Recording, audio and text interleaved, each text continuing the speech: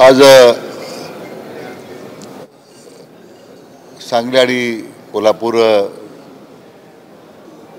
जिल्ह्यातील सर्व जे लोकप्रतिनिधी आहेत त्याच सन्माननीय जलशक्ती मंत्री माननीय CR पाटील साहेबांना मी भेटलो।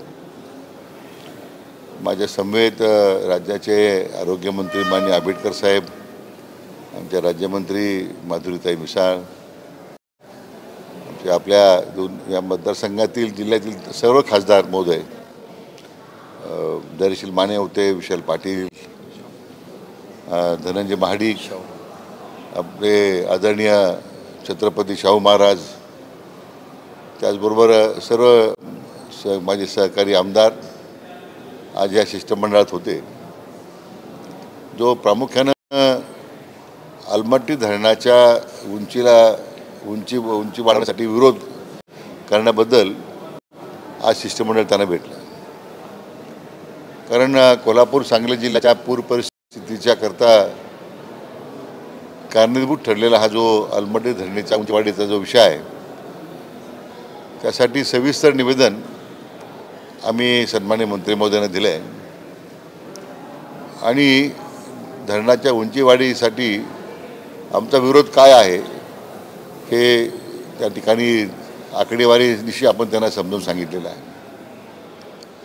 विशेष करून हिप्परगी बॅरेजमुळे सुद्धा जे प्रश्न तयार होतात त्याबद्दलही जी काही त्यामध्ये अनियमितता झालेली आहे ती सुद्धा मंत्री महोदयांच्या समोर मांडली गेली आणि विस्ताराने चर्चा झाल्याच्या नंतर आज मान्य सर्वोच्च न्यायालयामध्ये ज्या अलमट्टी धरणाच्या उंचीवाढीच्या संदर्भामध्ये त्याला स्थगिती आहे। त्यामुळे लगेच भारत सरकार त्याच्यामध्ये हस्तक्षेप करणार नाही, परंतु धरणाच्या उंची वाढवण्यासंदर्भात जो प्रस्ताव कर्नाटक सरकारचा मंत्रालयाकडे आला होता तो या सुप्रीम कोर्टाच्या सर्वोच्च न्यायालयाच्या स्थगितीमुळे तो कर्नाटक सरकारकडे आता परत पाठवण्यात आलेला आहे।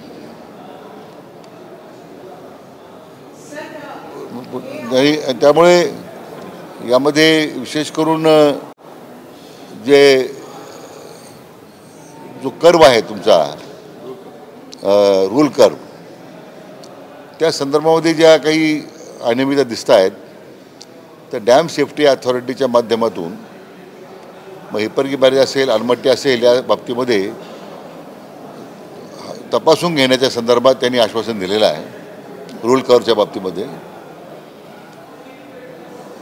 आणि मग भारत सरकारच्या माध्यमातून मी म्हटल्याप्रमाणे याच्यात सर्वोच्च न्यायालयाचा स्थगिती असल्यामुळे अनुषंगिक मग त्याच्यावर काही फार त्यामध्ये फार भाष्य करता येणार नाही, परंतु मला वाटतं की आज या अलमट्टी संदर्भात आपल्या दोन्ही जिल्ह्याच्या सन्माननीय मंत्री महोदय असतील, खासदार महोदय असतील, आमदार महोदय असतील यांनी विस्ताराला ती बाजू मांडली आणि कुठल्याच परिस्थितीमध्ये धरणाची उंची वाढू द्यायची नाही, परवानगी द्यायची नाही, देऊ नये अशा प्रकारची विनंती केलेली आहे। यानंतर दुसऱ्या मी त्यांना विनंती केली होती की या विषयाचा अभ्यास करण्यासाठी एक समिती गठीत करावी,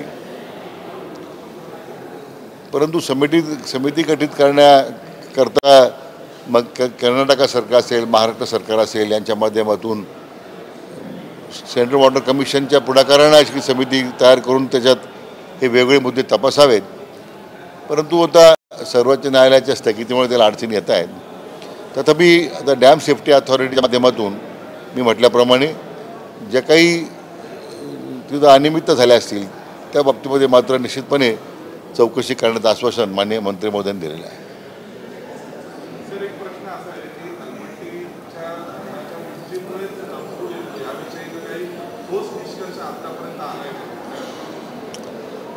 असे की आपण अनबायस्ड रिपोर्ट येण्यासाठी सेंट्रल इन्स्टिट्यूट ऑफ हायड्रोलॉजी रुड़कीला आपण त्यासाठी त्याची नेमणूक केली होती आणि कारण राज्य सरकारच्या एखाद्या समितीने जर अहवाल दिला तर तो एखाद्या वेळी तो पक्षपातीचा आरोप होऊन अहवालाबद्दल चर्चा विनाकारण आक्षेप घेतला असता म्हणून आपण ते रुरकीला आपण ते काम दिलेलं आहे. परंतु आमचे अधिकारी रुरकीला जाऊन आले, DGला भेटलेत. पण जो डाटा पाहिजे अजून ह्या अहवाला याच्याकरता जो कर्नाटक सरकारकडून वारंवार मागणी करून मिळत नाही, हा त्यांचा खरं त्याच्यामध्ये त्याबद्दलचं म्हणणं होतं. आम्ही ती विनंती मंत्री महोदयांना केलेली आहे की या संपूर्ण प्रकारामध्ये, या संपूर्ण प्रक्रियेत जी माहिती आवश्यक आहे तो डाटा जर आम्हाला दिला किंवा आम्हाला देण्यापेक्षा रुरकीला जरी उपलब्ध करून दिला तर त्याचा चांगल्या मला वाटतं निपक्षपातीपणे अभ्यास करून अहवाल आपल्याला मिळेल. वडनेरे समितीचा जो अहवाल आहे तो महाराष्ट्राच्या फारसा बाजूने नव्हता. त्याच्यानंतर तुम्ही पुन्हा एकदा समिती नेमली होती, त्याचा काही अहवाल आला? वडनेरे समिती जी नेमलेली होती त्याच्यामध्ये प्राथमिक त्यांनी असं सांगितलं होतं की आलमट्टीचा काय फार याच्यामध्ये पुराचा संबंध नाही आहे. परंतु परत त्यांनी दुसरा अहवाल दिला, आता वडनेरेनेच दिला की आमच्याकडे पूर्ण माहिती नसल्यामुळे आम्ही ती माहिती आणखी मागवतोय आणि त्याच्या निष्कर्ष आम्ही पुढे आमचा निर्णय करू.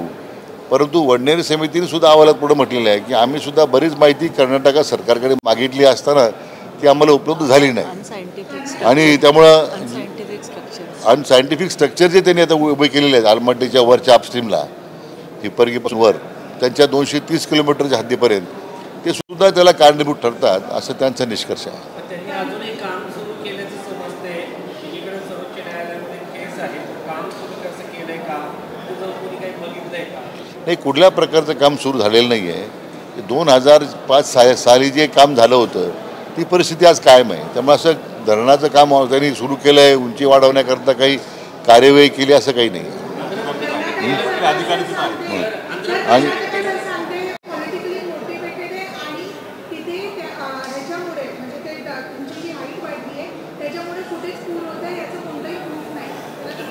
असं की त्या सरकारनं कर्नाटक सरकारने काय त्यांची बाजू मांडावी त्यांचा प्रश्न आहे. परंतु त्यांचा जो त्यांनी जे त्या संदर्भात आता माहिती दिलेली ती पूर्णतः चुकीची आहे. आलमट्टीच्या धरणाच्या उंचीवाढीमुळेच हा प्रश्न तयार होतोय हे आता वेगवेगळ्या आकडेवारीने सुद्धा आता सिद्ध झालेलं आहे.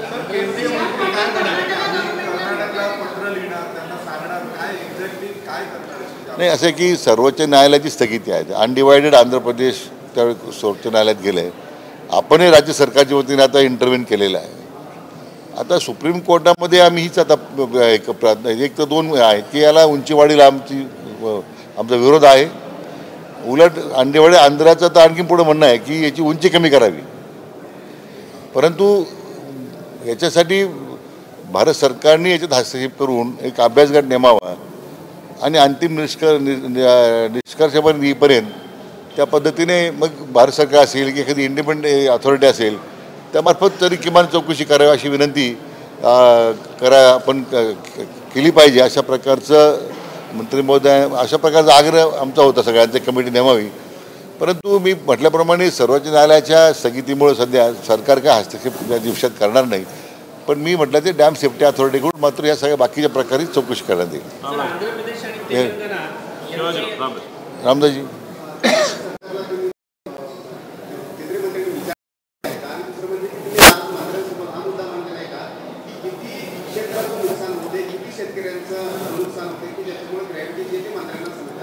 नाही, तो सगळा डाटा मी उपलब्ध करून दिला आज मंत्र्यांना.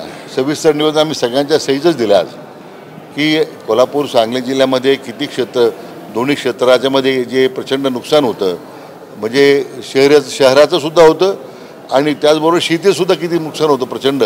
किती जमीन शेती पाण्याखाली यामुळे जाते आणि बाधित होते. हे सगळ्या आकडेवारी आता त्यांच्यासमोर आपण मांडलेली आहे.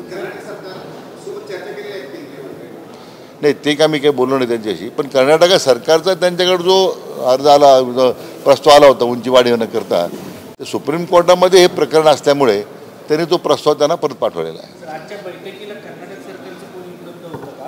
आंध्र प्रदेश आणि तेलंगणाचा देखील याला विरोध आहे.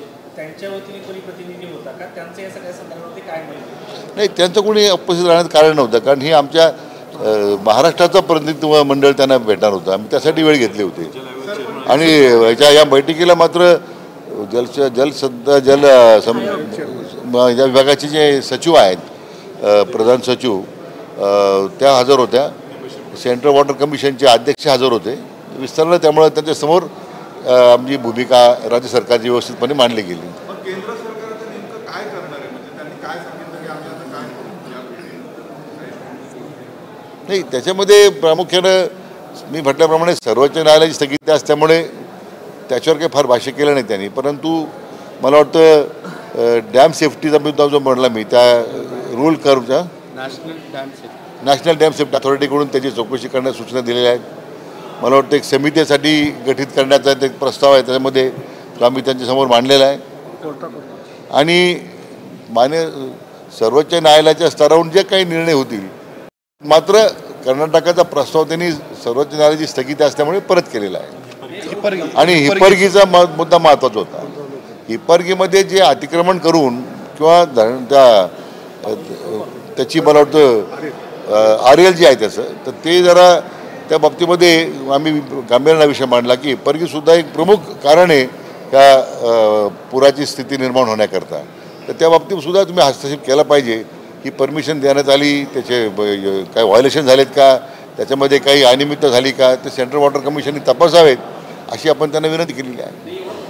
जम्बो शिष्टमंडळ आहे असं वाटतं की महाराष्ट्र शिष्टमंडळ आहे, असं असल्यानंतर महाराष्ट्राच्या हाताशी काय लागेल, स्पेसिफिक काही गोष्टी सांगतात. असं की मान्य सर्वोच्च न्यायालयाची स्थगिती असल्यामुळे तसंही त्यांना मर्यादा होत्या, परंतु आपल्या सरकारची बाजू तर समोर गेली पाहिजे ना, की आमचा काय विरोध आहे, आम्ही काय विरोध करत, आमच्या काही विरोधासाठी विरोध करत नाही.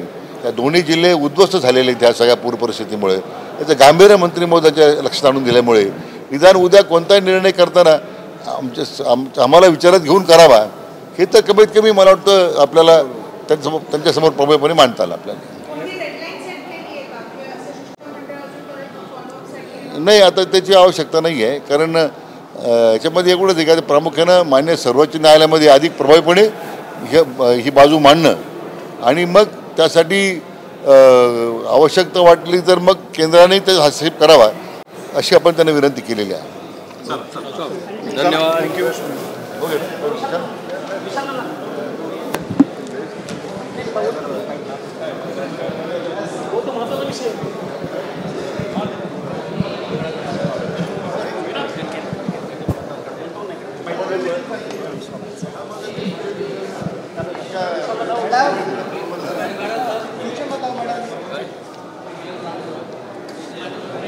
सामने से हट जाइए भाई.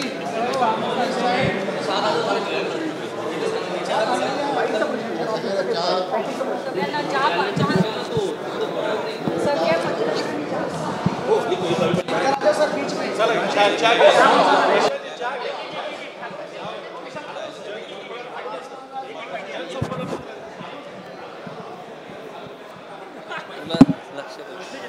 मला दुसरं कोण नाही का, चला.